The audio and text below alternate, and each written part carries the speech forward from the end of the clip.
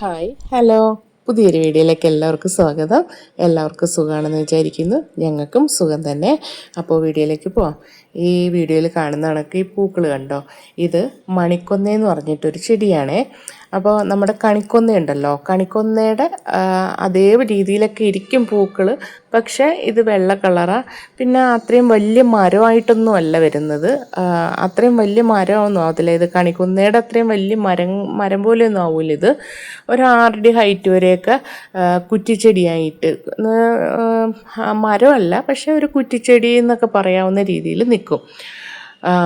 പിന്നെ നമ്മളതിനെ മുറിച്ച് വീണ്ടും പൂക്കളൊക്കെ കഴിയുമ്പോഴത്തേന് നമ്മൾ മുറിച്ച് കഴിഞ്ഞ് കഴിഞ്ഞാൽ, പ്രൂൺ ചെയ്ത് കഴിഞ്ഞാൽ വീണ്ടും അത് ശിഖരങ്ങൾ പൊട്ടി പൊട്ടി പൊട്ടി ഇങ്ങനെ വന്ന് വീണ്ടും പൂക്കൾ വരും.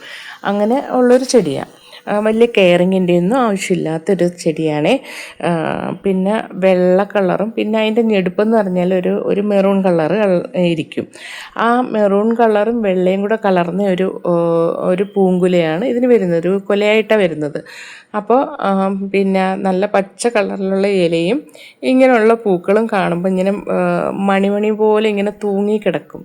അതിൻ്റെ മൊട്ടുകൾ ഇങ്ങനെ മണി പോലെ ഉണ്ടാവും.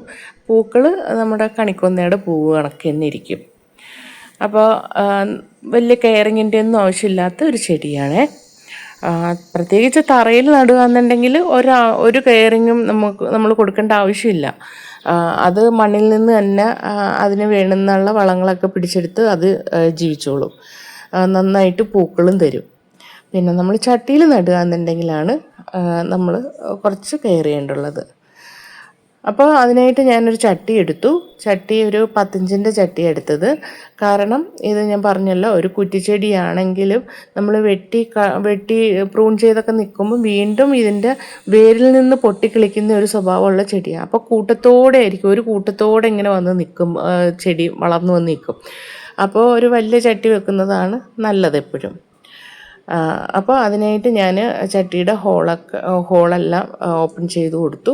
ഇനി ഈ ചട്ടിയുടെ നമുക്ക് എല്ലാ ഹോളും ഓപ്പൺ ചെയ്യണമെന്നില്ല. നമ്മൾ അത്രയും ശ്രദ്ധിക്കുന്ന ഒരു ആളാണെന്നുണ്ടെങ്കിൽ, ചെടി വളർത്തുമ്പോൾ നമ്മൾ വെള്ളം ഒഴിച്ചു കൊടുക്കുമ്പോഴൊക്കെ നമ്മൾ ശ്രദ്ധിക്കുന്ന ആളാണെന്നുണ്ടെങ്കിൽ നമ്മൾ ഈ 4 ഹോളും ഒന്നും ഓപ്പൺ ചെയ്യേണ്ട ആവശ്യം വരില്ല. ഇങ്ങനെയുള്ള ചെടികളൊക്കെ നമ്മൾ നടുമ്പോൾ നമ്മൾ ഡെയിലി വെള്ളം ഒഴിച്ചു കൊടുക്കേണ്ട ആവശ്യം വരില്ല. അങ്ങനെയാണെന്നുണ്ടെങ്കിൽ നമുക്ക് 2 ഹോള് അല്ലെങ്കിൽ 1 ഹോള് മാത്രം ഓപ്പൺ ചെയ്ത് കൊടുത്താൽ മതിയാവും. അപ്പോൾ ബാക്കി ഇതേമാതിരി അടിഭാഗത്ത് ഇങ്ങനെ ഒരു കുഴി പോലെ ഉണ്ടല്ലോ, ആ ഭാഗത്തായിട്ട് കുറച്ച് വെള്ളം ഇങ്ങനെ വന്ന് കെട്ടി നിൽക്കുകയും ചെയ്യും. അപ്പോൾ നമ്മൾ കുറേ ദിവസം, ഒരു 3-4 ദിവസം കൂടുമ്പോഴൊക്കെ വെള്ളം ഒഴിച്ചു കൊടുത്താൽ മതിയാവും. അത് വെള്ളത്തിന് ക്ഷാമമുള്ളവർക്കും അങ്ങനെ ചെയ്യാം. പിന്നെ അല്ലാതെ ഇപ്പം സമയമില്ലാത്തവരുണ്ടാവുമല്ലോ ഡെയിലി വെള്ളം ഒഴിച്ചു കൊടുക്കാനൊന്നും, അങ്ങനെയുള്ളവർക്കും ചെയ്യാം. നല്ലൊരു കാര്യം അത്. അപ്പോൾ പക്ഷേ നമ്മൾ ചെടിയെ ശ്രദ്ധിക്കണമെന്ന് മാത്രം. ചില ചെടികൾ നമ്മൾ അങ്ങനെ ആക്കരുത്. കാരണം ചിലത് വെള്ളം കൂടിപ്പോയി കഴിഞ്ഞാൽ അഴുകി പോകുന്ന ടൈപ്പ് ചെടികളൊക്കെ ഉണ്ടാവും. അങ്ങനെയുള്ള ചെടികൾ നമ്മൾ ഒരിക്കലും അങ്ങനെ ചെയ്യരുത്. കാരണം വേര് താഴെ ചെന്നിട്ട് വെള്ളത്തിൽ കിടന്ന് വേര് ചിലപ്പോൾ അഴുകി പോകാനും ചെടി നഷ്ടപ്പെട്ടു പോകാനും വഴിയുണ്ട്. അപ്പോൾ അതുകൊണ്ട് ഇങ്ങനെയുള്ള ചെടികളൊക്കെ ഉണ്ടല്ലോ, നമുക്ക് അങ്ങനെ വെള്ളത്തിൽ നിന്നാലും അഴുകി പോവാത്ത ടൈപ്പ് ചെടികളൊക്കെ ഉണ്ടാവുമല്ലോ. പിന്നെ അല്ലെങ്കിൽ നമ്മൾ ഡെയിലി ശ്രദ്ധിക്കുന്നവരാണെങ്കിലും ഓക്കെ, അത് നല്ലൊരു ടിപ്പാണേ. അപ്പം ഞാൻ ചട്ടി എടുത്തു. ചട്ടിക്കകത്ത് ഞാൻ കരിയില ഇട്ട് കൊടുത്തു. കരിയില ഇട്ട് കൊടുക്കുന്നത് 2 കാര്യത്തിന്. ഒന്ന്, ചട്ടിക്ക് വെയിറ്റ് കുറവായിരിക്കും. കാരണം പോട്ടി മിക്സ് നമ്മൾ അത്രയും കുറച്ചിട്ടാൽ മതി. 2, നമ്മൾ ഈ കരിയില തന്നെ കുറച്ച് ദിവസം കഴിയുമ്പോൾ നന്നായിട്ട് അഴുകി അതൊരു കമ്പോസ്റ്റായിട്ട് മാറും. അതും ചെടിക്ക് വളമായിട്ട് മാറും. അതുകൊണ്ട് നമുക്ക് കരിയില ഇടുന്നത് നല്ലൊരു കാര്യമാണ്. പിന്നെ കരിയില നമുക്ക് ചിലവൊന്നും ഇല്ലാതെ കിട്ടുന്ന ഒരു സാധനവും കൂടെയാണല്ലോ.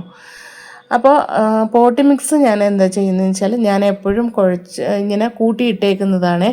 അത് കുറേ ദിവസത്തേക്ക് ഞാൻ ഇങ്ങനെ പിന്നെ ഓരോരോ ട്രിപ്പായിട്ട് ഞാനിങ്ങനെ മിക്സ് ചെയ്തിടും. അതെങ്ങനെയാണെന്ന് വെച്ചാൽ കമ്പോസ്റ്റ് അറിയാമല്ലോ, കമ്പോസ്റ്റ് ഞാൻ മുയൽ കാഷ്ടം ഉപയോഗിക്കുന്നത്. ഇനിയിപ്പോൾ ഏതാണെങ്കിലും, ഇനിയിപ്പോൾ ആട്ടിൻ കാഷ്ടമാണെങ്കിലും കോഴിക്കാഷ്ടമാണെങ്കിലും ഒക്കെ നമ്മളെന്ത് ചെയ്യുക, പിന്നെ അതെടുത്തിട്ട് കുറച്ച് കുമ്മായവും കൂടി ഇട്ട് വെള്ളം തളിച്ച് ഒരു ചണച്ചാക്കോ എന്തെങ്കിലും ഇട്ട് മൂടി കുറച്ച് നാൾ ഇട്ടേക്കും. അപ്പോൾ നന്നായിട്ട് കമ്പോസ്റ്റായിട്ട് മാറും. അതേപോലെ തന്നെ മേൽമണ്ണും ഞാൻ ഇത് പിന്നെ കുറച്ച് കുമ്മായം ഇട്ട് ഒരു 10-15 ദിവസം ഇങ്ങനെ മൂടി വെച്ചേക്കും. അപ്പോൾ അതിൻ്റെ pH ഒക്കെ പിന്നെ കറക്റ്റാവും, ചെടിക്ക് നല്ലതാണേ. അപ്പോൾ ഞാൻ കരിയിലയിലേക്ക് ഈ പോട്ട് മിക്സ് ഇട്ട് കൊടുത്തു. ഇനി മറ്റേ നമ്മൾ നേരത്തെ നട്ടേക്കുന്ന ചട്ടിയിൽ നിന്ന് ഈ ചെടി ഇളക്കുമ്പോൾ വേരൊന്ന് മുറിഞ്ഞു പോവാതെയൊക്കെ ഇളക്കുന്നത് ഏറ്റവും നല്ലത്. പിന്നെ കൂടുതൽ പോട്ടി മിക്സ് ഉള്ള പോട്ടി മിക്സ് കൂടുതൽ വെക്കണമെന്ന് ഞാൻ പറയുന്നില്ല. എന്നാൽ പോലും കുറച്ച് വെച്ചിട്ട് അതിൻ്റെ വേര് ഇളകി പോവാത്ത രീതിയിലുള്ള പോട്ടി മിക്സ് മതിയാവും. കാരണം നമ്മൾ ഇങ്ങനെയുള്ള കുഞ്ഞു കുഞ്ഞു കൊമ്പുകളും അതുമൊക്കെ നടുമ്പോൾ നമ്മൾ ഇതേമാതിരി നല്ല പോട്ടി മിക്സൊന്നും ആയിരിക്കത്തില്ല. പെട്ടെന്ന് മേൽമണ്ണോ അല്ലെന്നുണ്ടെങ്കിൽ കുറച്ച് ചകിരിച്ചോറോ ഒക്കെ മിക്സ് ചെയ്ത് വെച്ചേക്കുന്നതായിരിക്കും നടുന്നത്. അപ്പോൾ അതുകൊണ്ട് നമ്മൾ ആ മേൽമണ്ണ അല്ല ആ പോട്ടി മിക്സ് അത്രയും വെക്കുന്നതിനോട് എനിക്ക് വലിയ താല്പര്യമില്ല. പിന്നെ ഈ ചെടിയെപ്പറ്റി പറയുകയാണെന്നുണ്ടെങ്കിൽ പിന്നെ ഞാൻ പറഞ്ഞല്ലോ, വലിയ കെയറിങ് ഒന്നും ആവശ്യമില്ലാത്ത ചെടിയാണ്. പിന്നെ നമ്മൾ വളം ഇട്ട് കൊടുക്കുന്നതും ചട്ടിയിൽ വെക്കുമ്പോൾ മാത്രം നമ്മൾ എന്തെങ്കിലും ചാണകപ്പൊടിയോ അല്ലെങ്കിൽ കമ്പോസ്റ്റോ ഒക്കെ ഇടയ്ക്ക് ഇട്ട് കൊടുത്താൽ മതി. പിന്നെ വേറൊരു കാര്യം, പ്രൂണിങ് ഇടയ്ക്ക് പൂ പിടിച്ച് കഴിഞ്ഞാൽ നമ്മൾ പ്രൂൺ ചെയ്യുന്നത് നല്ലതാണ്. വീണ്ടും പൊട്ടിക്കിളിച്ചിട്ട് നന്നായിട്ട് പൂക്കളുണ്ടാവും. പിന്നെ ഇതൊരു തണുപ്പ് സമയത്താണ് ഈ പൂക്കൾ ഉണ്ടാവുന്നത്. അപ്പോൾ ഒരു നവംബർ മാസത്തിലൊക്കെ തുടങ്ങും പൂക്കൾ ഉണ്ടാവാൻ. പിന്നെ അങ്ങും ഇങ്ങുമൊക്കെ ആയിട്ട് എപ്പോഴും പൂക്കൾ ഉണ്ടാവും ഈ ചെടിയിൽ. കൂടുതൽ പൂക്കൾ പിടിക്കുന്നത് നവംബർ തൊട്ടൊക്കെയാണ്. അപ്പോൾ പിന്നെ ഈ ചെടി ഞാൻ വീട്ടിലുണ്ടായിരുന്നു. വീട് വെക്കുന്ന സമയത്ത് അത് കിളച്ചു കളഞ്ഞു. അതിൽ നിന്ന് ഞാനൊരു കൊമ്പ് കൊണ്ടുവന്ന് പിടിപ്പിച്ചിട്ട് ഇത്രയും ആക്കിയതാണ്. അപ്പോൾ ഇത് കൊമ്പ് കുത്തി നടാം, അല്ലെങ്കിൽ ഇതിൻ്റെ വേരിൽ നിന്ന് പൊട്ടിക്കിളിക്കും, അങ്ങനെയൊക്കെ തൈകളുണ്ടാവുന്നത്. പിന്നെ ഇതിന് രോഗങ്ങളങ്ങനെ വരാറൊന്നുമില്ല. പിന്നെ വരുന്നതെന്ന് പറഞ്ഞാൽ വെയിൽ കൊള്ളാത്ത സ്ഥലത്തൊക്കെ ആണെന്നുണ്ടെങ്കിൽ ഈ പിന്നെ വെള്ളീച്ച ഉണ്ടല്ലോ, അതിൻ്റെ ശല്യം ഞാൻ കണ്ടിട്ടുണ്ട്. അപ്പോൾ ഇത്രയൊക്കെ ഉള്ളൂ. വീഡിയോ ഇഷ്ടപ്പെട്ടാലൊന്ന് ലൈക്ക് ചെയ്യണേ, കമൻറ്റ് ചെയ്യണേ, സബ്സ്ക്രൈബും ചെയ്യണേ.